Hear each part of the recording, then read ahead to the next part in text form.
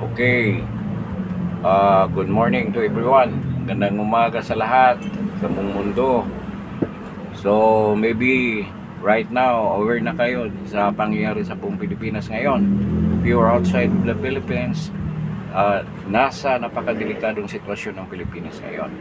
So, yan ang pag-usapan natin ngayong umaga na to. Maraming napuyat dahil sa pagbabantay sa napakatinding pangyayari dyan sa Senado.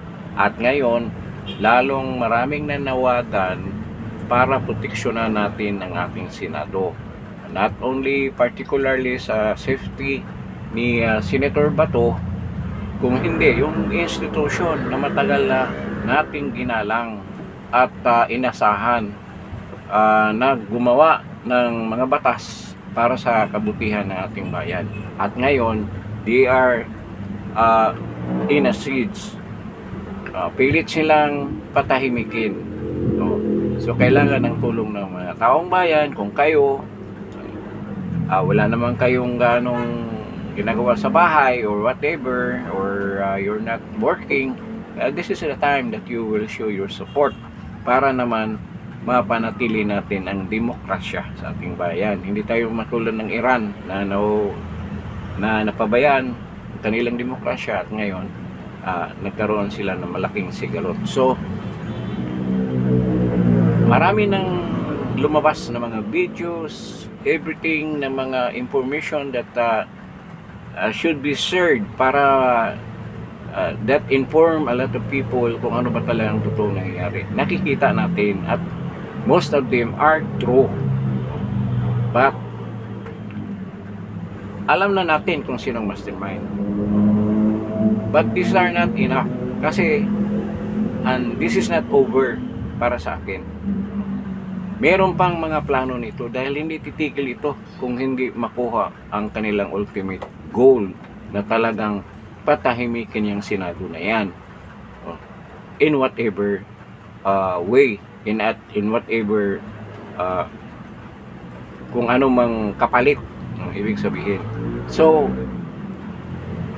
ano bang napakatiling na naririnig natin, nalalaman natin doon sa mga past revelations kung sino-sino, si Senator Amy in particular, yung ibang mga senador, si Matibag, si BBM mismo, yung mga statement niya. Ako, ang komento ko ngayon, ang opinion ko ngayon ay gaano kabigat yung mga binitawang salita ni BBM. So, yan ang re-reviewin natin at anong implications sa mga sinasabi niya. Para sa akin, napakabigat ng mga sinasabi niya. It doesn't end there. There will be something big coming para sa akin. Despite the fact na nagsasalita na sila na magkaroon ng investigasyon. Okay, so bago tayo mag-start formally, so yun ang mga topic natin. We will be discussing, umiikot dito sa pangyayari ngayon na napakatinding pangyayari, and we are in a very critical situation, and in fact I'm thinking na ito na ang martial law na gustong i-implement formally ni BBM. So ngayon, bago ang lahat, na I would like to request, paki-like naman, share, and subscribe. If you're new to this channel, paki-subscribe dito sa Justin Talk News PH. So, ano ba yung matinding sinasabi ni BBM? So, diretso na tayo sa topic natin. Yung matinding niyang sinasabi, yung revelation ng NBI na nahuli. May nahuli na CA. Ang ibig sabihin ng CA ay confidential agent ng NBI. Kahit anong sasabihin ni Matibag na alibay, nandoon sila daw, nagbi-meeting sa Sikia hotel, nagkaroon sila ng planning. I don't know what kind of planning ang ginagawa nila, at all officers daw are accounted. Bakit hindi ba kayo maka-function na wala kayo sa site? May communication kayo yung tinatawag nyo. Kaya napakabubo ng kanyang alibay, napakahina. Nandito naman kami lahat So ibig sabihin, wala kayong mga agent na pwedeng mag-supervise, na Narinig nga natin yung nagbabarina doon, baka ikaw ngayon tumawag, allegedly. Kung ano na nangyari dyan sa ano, we will later talk about that. But the most serious word na nabigkas, yung mismong galing kay BBM, na dinivulge ng isang confidential agent na nahuli ng mga Marines dahil bumalik yan nang pumasok sila through the GSIS building, na iwan yung tactical bag niya. Ano ba yung tactical bag? Yun ang tactical bag ang linalagyan ng armas, whether it's a pistol or what, armas at mga bala, ammunition. Yun ang sinasabi ng tactical bag. Siyempre hindi niya iwanan yun. Binalikan niya, nahuli siya ng mga Marines. Ngayon na interrogate siya ng mga Marines. At siguro nandoon si Senator Amy dahil alam na alam niya yung detalye. Anong sabi ng Marines, anong sabi ng NBI agent na yun? Ang nag-utos sa kanya yung NBI na head ng Philippine Center for Transnational Crime na si Attorney Humidiado. I don't know kung Huminiano or Humidiado. Yun ang nag-utos sa kanila. Ito daw yung nag-utos, NBI. At anong sinabi sa kanila? May utos ang Pangulo. Ang nag-relate nito ay si Amy, ang kapatid ng ating mga presidente, na ang utos ni BBM sa kanila ay to arrest or huhulihin si Bato at all cost. Kahit na merong magurgur, merong mamatay, they don't care. Basta makuha lang nila si Bato. Ganyan ka-importante si Bato. So yun ang nakuhang information doon sa NBI na nahuli confidential agent. So ngayon, paano dipinsahan niya ni Matibag? Madali lang, i-deny niya na hindi kayo inutusan, hindi kayo namin inutusan. Ang inutusan namin si Humidiado.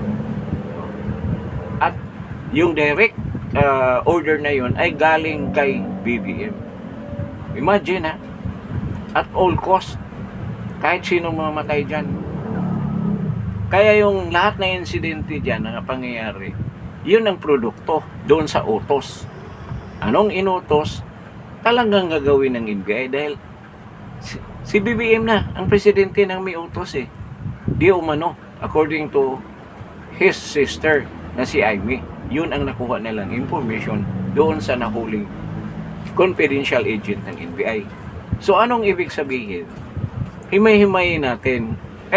Klaro naman talaga na NBI kasi sino bang pumasok dyan na gustong arestuhin si Bato? Di ba NBI? Sino ba yung humahabol kay Bato? Kaya nga nakontempt pero pinayagan pa silang umalis diyan sa Senado. Huwag natin kalimutan yun. Sino ba yung mga tao na checkpoint dyan sa harap ng Senado? Di ba NBI yun? Kaya hindi mapasubalian yan na NBI ang pumasok. At mismong GMA 7, before nangyari yung mga putukan, nakita ng mga reporter ng GMA na nagmamadaling pumasok sa GSIS building kung saan sila balak pumasok sa Senado. Nakita ng GMA na mayroong video na filman sila ng video doon. Kaya hindi natin ma-deny na talagang NBI ang involved. Kaya yung mga alibay ni Matibag, wala na yun. Natitibag na yung mga alibay ni Matibag. Hindi sila involved. Mayabang pa siya, nagsasabi, mahirap naman kami mag-imbestiga kung kami ang paratangan. O dapat naman talaga, baka whitewash ang abutin. Kaya mayroong independent na dapat mag-imbestiga niyan, na walang interest dyan sa kaso na yan.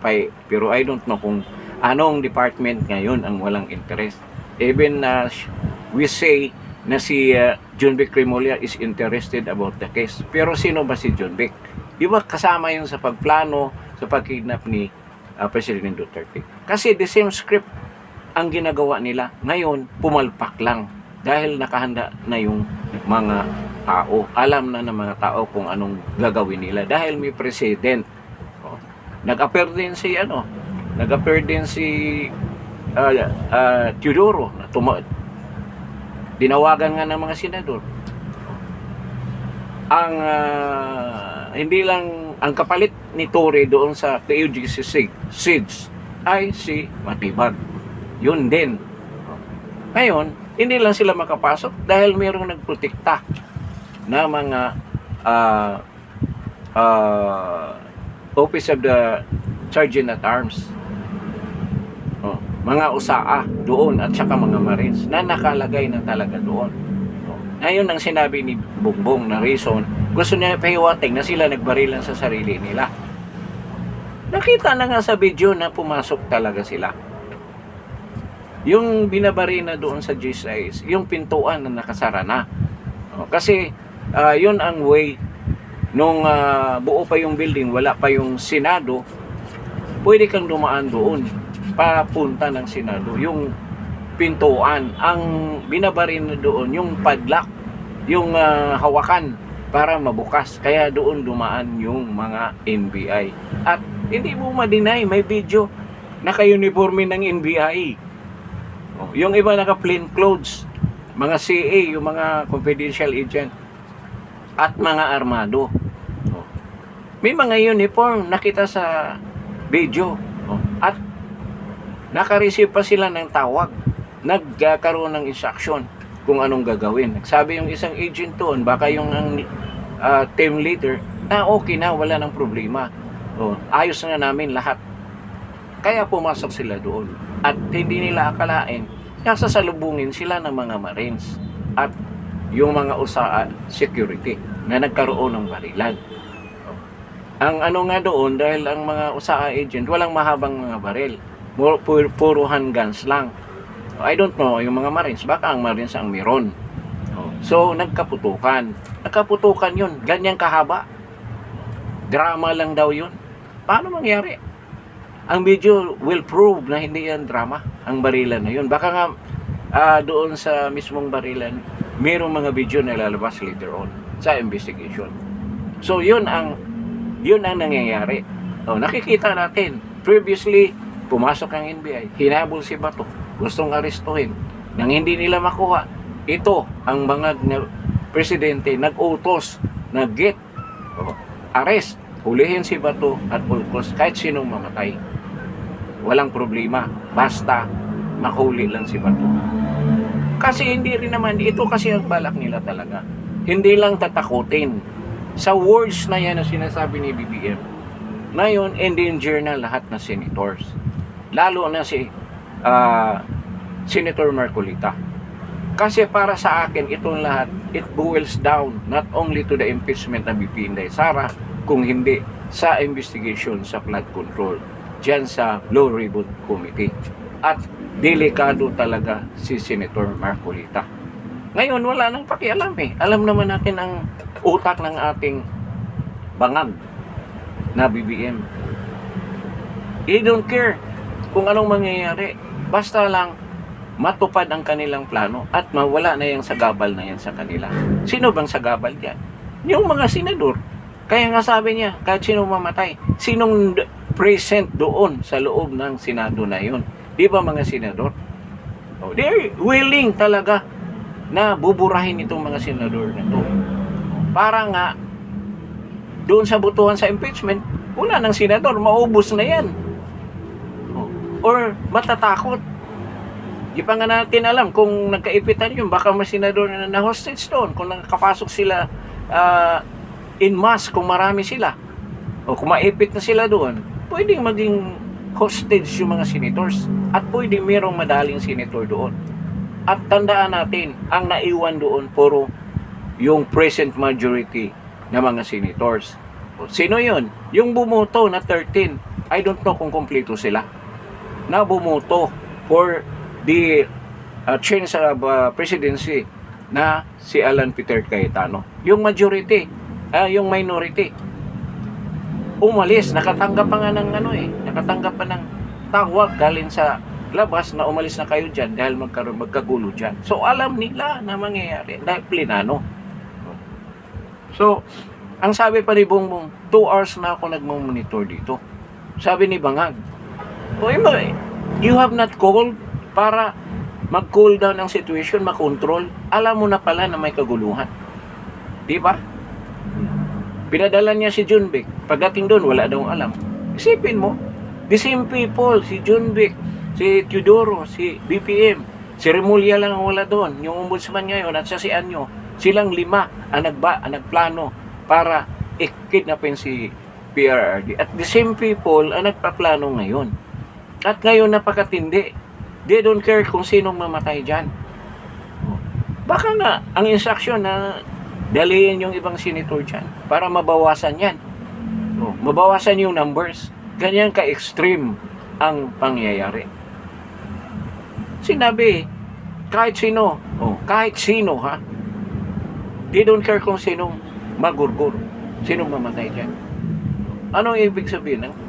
Ang intention talaga nila na to exterminate kung sinong sa loob ang nandyan. Nandyan na lahat ng majority para mabawasan. Balik tayo kay Senator Marcolita. Ito ang threat nila na si Marcolita ang magkandak ng Blue Ribbon Committee. Diyan mabuyang-yang na lahat. Kaya yan talagang i-prevent nila na mangyayari. Isa pa rin yun, pinasok nila yung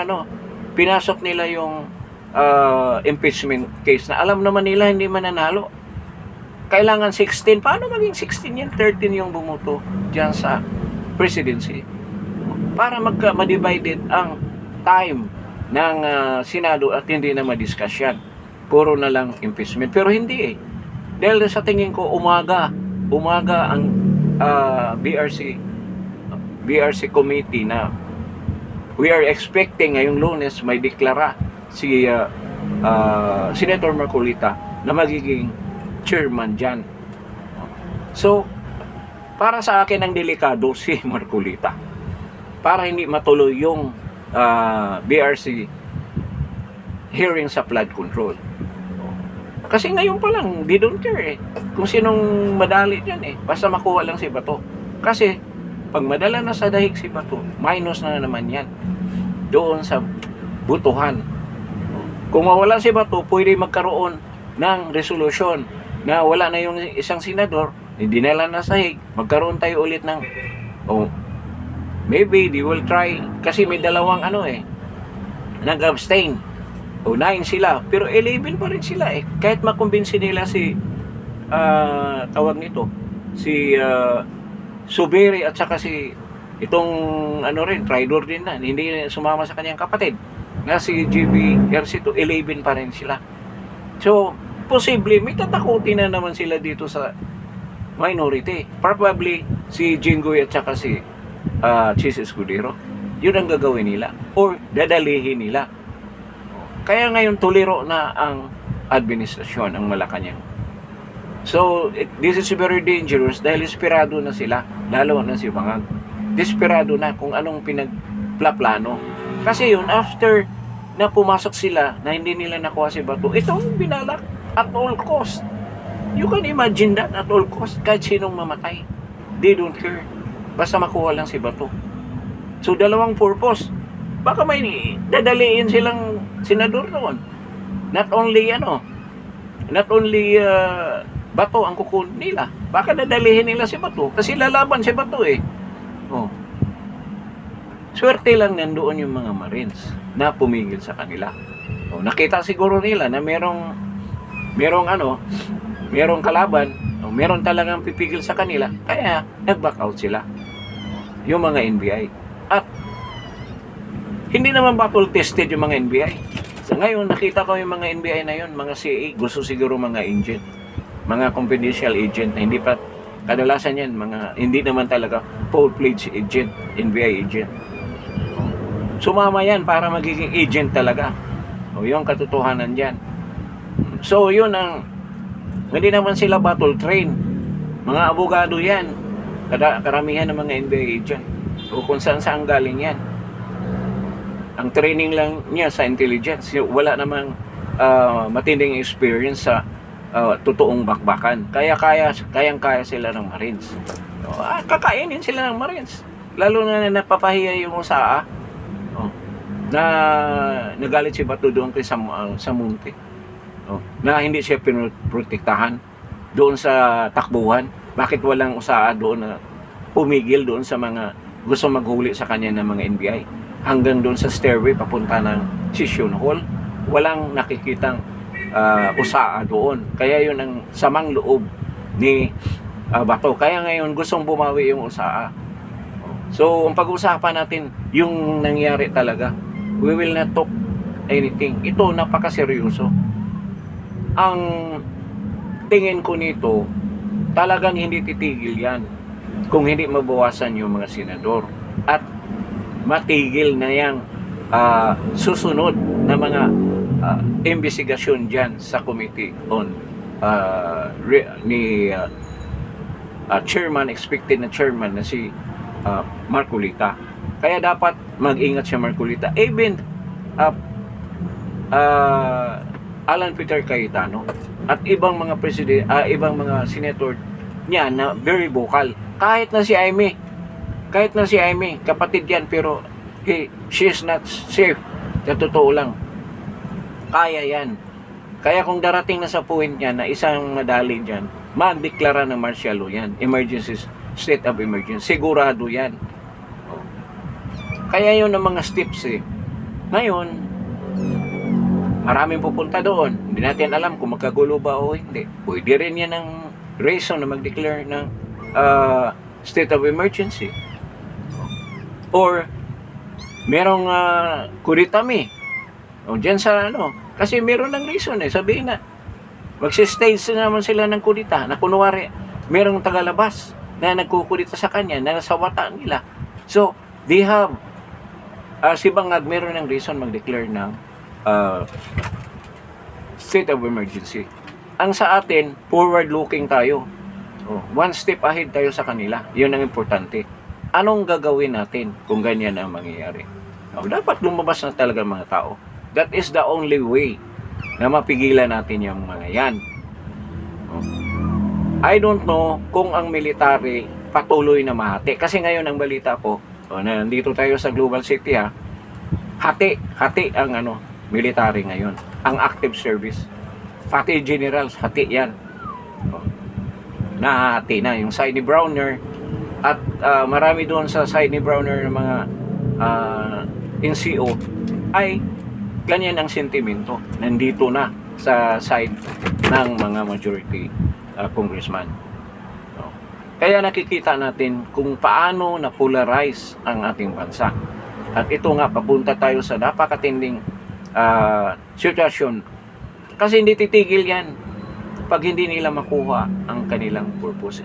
At kita na yung sa QGC. Kung hindi sumuko si Pastor Kibuloy, talagang tuluyan nila yung QGC. 16 days. 16 days nilang pinahirapan ng QGC. At ngayon, wala pang hustisya. Nakamit si Pastor pa ang nakulong. Nakita nyo?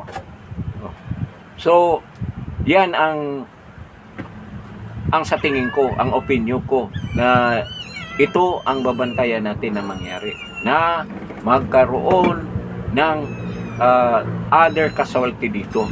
At sa tingin ko, sad to say, kailangan maging safe yung lahat ng senador na nasa majority.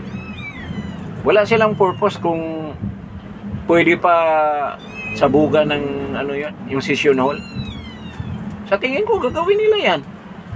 Kung pasabugin nila yun, there's a big possibility. Kasi sa words na lang, kahit sinong mamatay. Buti nga hindi nagdala ng mga pasabog yung mga NBI para gagawin yan. Diba? Diba hindi pa sa Plaza Miranda bombing yan? Sa loob ng session hall, sa Plaza Miranda, doon sa harap ng simbahan ng Quiapo, ginawa yung rally doon pinaputok. Pero ngayon sa loob na mismo ng Senado, ganyan na walang respeto ang executive. Ang gumawa nito, executive naman Ang departamento ni Bangag ang gumawa niya. Sigurado. Yung doon sa mga accusations ng mga mismong senador at si Aimee Marcos na nagsabi niyan. base doon sa nahuli nilang NBI agent, confidential agent ng NBI. Paano ngayon yun? Kung magkaroon ng totoong investigasyon. Sino mag-iimbestiga? Dapat sa Senado ang investigasyon. Ang mag-iimbestiga, yung mga senador. At sigurado ako, magkaroon ng resolution yan for the investigation dyan sa insidente na yan. Ganyan ang dapat mangyari. Unahin muna yan, yung problema na yan. So, alamin muna natin kung anong nangyari dyan sa maraming mga insidente talaga that will point out. Si Matibag, alam mo, si Matibag parang pulis na ordinaryo. Ano siya, abogado, pero wala naman siyang experience sa policing eh. Wala naman siyang experience dyan sa ano. Kailan ba siya naging pulis? Tingnan mo ngayong mga resume niya, pang abogado. Puro alibay. Kaya, hindi ka makalusot, Matibag. Kung ngayon makakalusot ka ngayon, itong era na ngayon, pagdating ng panahon, tibag ka. Kita mo na yung power ng Malita. Power ng Malita. Kasi kasama yung asawa niya dyan sa Malita group eh. Nakakatanggap din yung mga yan. So, anong sinabi ni, kung magkukumin tayo sa mga sinabi ng mga ng mga makakaliwa. At ito pa, i-discuss natin yung resolution ni Soto. Imagine, bakit ginawa ni Soto yon? Dahil napahiya sila eh. Talagang inassure nila si Bangag na hindi talaga siya mapapalitan. Pero wala. Naisahan sila ni Bato mismo. Si Bato nakakaisa dahil umatin siya eh. Sabi ni Soto, matagal na namin na pakinggan na talagang magpalit ng liderato dyan sa Senado. There was a time daw na nasa vicinity si Bato, pero hindi natuloy dahil hindi nabuo yung 13. Ngayon nabuo na. Kaya ngayon gumawa sila ng resolution na dapat si Bato magsumuko. I don't know kung sumuko sa local authorities. Ang sinabi ni Lacson, sa local authorities daw dapat sumuko. Bakit sumuko? May kaso na ba? Para ka namang hindi pulis. Meron na bang demanda? Ang sabi ni Lacson, in the future daw, pag mayroong demanda, bakit ngayon yung pinasa yung resolution? At maraming beses na sinabi ni Alan Peter Cayetano yan, na kung may pakitang local court warrant of arrest, haharapin ni Bato yan at he will exhaust all legal remedies para protektahan ang kanyang sarili. Yan naman talaga ang hustisya, yan ang batas. Bakit hindi natin yan i-observe? Hindi natin yan i-exercise? Di ba? So ngayon, nagpasa sila ng resolution, dapat daw sumuko si Bato. Na hindi daw diyan sa Senado na under protective custody.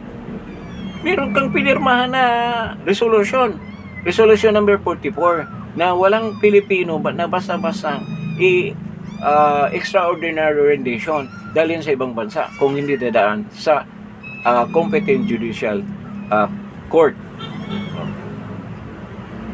Dadaan muna doon sa domestic court bago siya dadalhin through extradition, hindi surrender.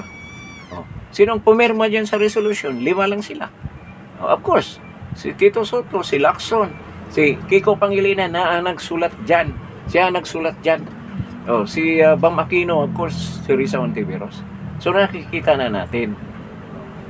At ngayon, nagsasalita pa yung mga kakaliwa. Nasusugod daw sila ngayon para silang hari. So subukan nyo na sumugod kayo. Ang daming supporter ni Senator Bato na nandoon. Hindi takot. Anong ginawa nila kay Matibag? Minumura. Sinisigawan si Matibag nung nagpunta. Pumunta kayo doon. Subukan ninyo kung gusto nyo magkagulo. Ilan lang ba kayo? Mga makakaliwa. Puro pa mga bata, mga estudyante. Pupunta doon. Sana pupunta. Mangunguna doon si Dilima. At saka si Ridon. At saka si Sindanya. Pupunta kayo doon. Kayo manguna. At siguradong mumurahin kayo ng mga supporter ni Senator Bato. Ano pang ito, nagsasalita si Drilon na wala daw yun sa kanilang batas na pwede custody ang Senado. Wala, hindi nakalagay. Hindi mo nabasa yung resolution number 44 na mismo si Soto ang pumirma. Gusto lang ni na talagang huliin si Bato at gawa-gawa lang na yung putukan doon. So nagbarilan yung nakita naman ninyo na pumasok sa GSIS building. Meron naman mga video na lumabas.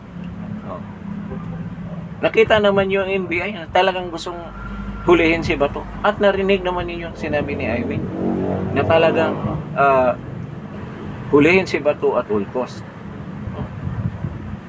Ngayon, ito talagang one step ahead, two steps ahead. Delikado may madali diyang senador na iba. Lalo na ito si Senator Marcolita and even Ruben Padilla. At even si Alan Peter Cayetano, delikado sila. Yun na pinaalis yung mga senador doon dahil magkagulo. Talagang envision yun. Pasukin talaga nila yun na guluhin. Kasi pinaalis si Suberet tsaka si yung dating majority. Si Sherwin Gatchalian pinapalis. Pati si Loren Legarda pinapalis. Kasi majority naman dati yung si Loren Legarda eh. So na nakikita natin na they don't care kung sino madali doon, whether senator or whatever. O kung magkaputukan na. Kung in the crossfire matamaan yung mga senador, tuwang-tuwa sila, mabawasan yung buto diyan sa impeachment case ni VP Inday Sara. So ganyan katindi. They will go to that extent para lang matupad ang kanilang gusto.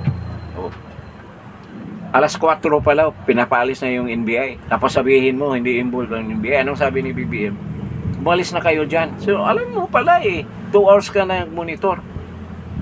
Maraming kapalpakan. Tayo yung sinabi niya, ang mga arm dyan sa loob, yung Marines, saka USAA, yung mga security, sila daw nandyan. Ang ibig sabihin, sila nagbarilan? How about yung pumasok sa GSIS? Yung na-picturean doon, ang daming picture. May mga dalang flashlight pa. Nakita dito sa baba na videohan sila. May mga NBI na uniform, pumasok sila doon. Hinahanap siguro si Bato. Akala doon na nagstay sa kanyang room dahil nasa second floor yung room ni Alan Peter Cayetano at saka si Bato. Gusto nilang idadrag yun doon. Ibig sabihin, hilahin papunta na doon sa pintuan na nakabukas na doon sa GSIS building. Dahil merong lagusan, may dating pintuan doon, yun ang binabarina nila, yung padlock o yung doorknob para mabuksan at doon sila dumaan. Yun ang dyan. Hindi naman pader ang binubutasan, kung hindi yung doorknob ang tinanggal, tsaka yung mga harang doon na mga hinarang na mga bakal doon sa tagiliran ng pintuan na yon. So yun ang nangyayari. Kaya ito sigurado hindi yan. Tulad ng pag-deny niya sa QGC na wala daw mga barel nang pumasok ang mga pulis ni Torre sa QGC.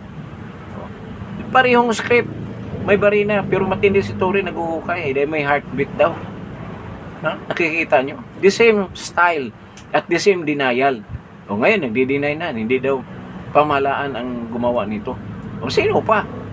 Sino yung NBI? Hindi pamahalaan yun, na may hawak ng yung tawag nito, yung sheriff ng ICC na si Trillanes Cuno. Palpak kayo. Kaya ngayon, ang payo ko, ang advice ko sa mga senator, mag-ingat kayo.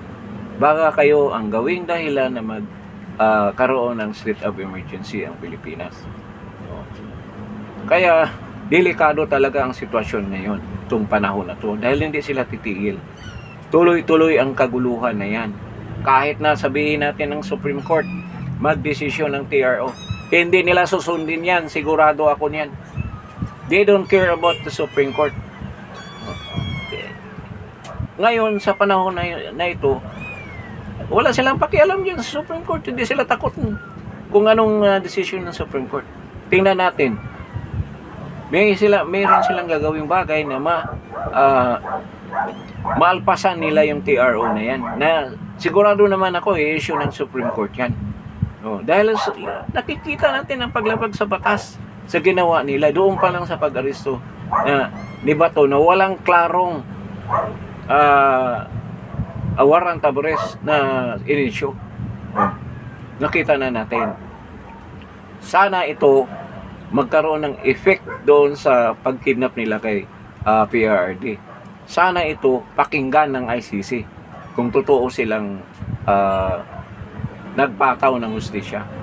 Hindi pa ako nawalan ng hope yan na si PRRD dahil nga dito sa mga pangyayaring ito ay mapapalaya.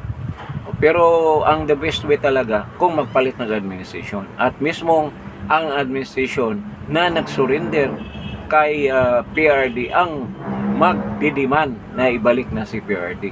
Hindi yan mangyari kung nandyan ang mga na presidente. Posible kung si BP Inday na.